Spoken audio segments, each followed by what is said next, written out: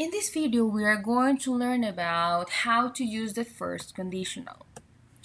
When to use the first conditional? We're going to use it to talk about real situations that can happen in the future.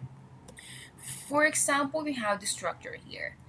If, then the subject, then the verb in base form, then again the subject, then will, and then a verb in base form.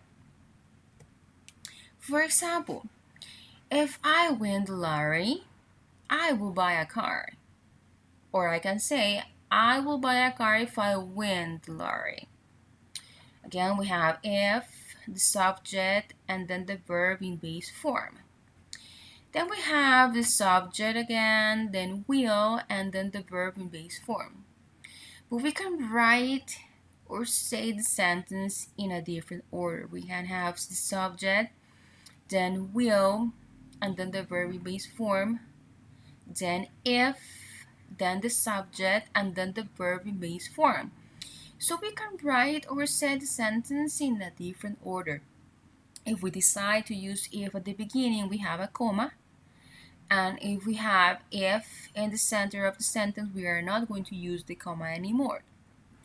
Alright, so pay attention to the structure of each of the ways to write the sentence. We have other examples here. If I see Mary, I will tell her.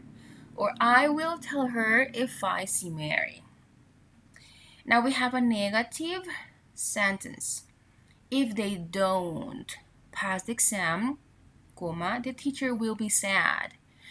Or the teacher will be sad if they don't pass the exam. Alright, so this is how to use the first conditional.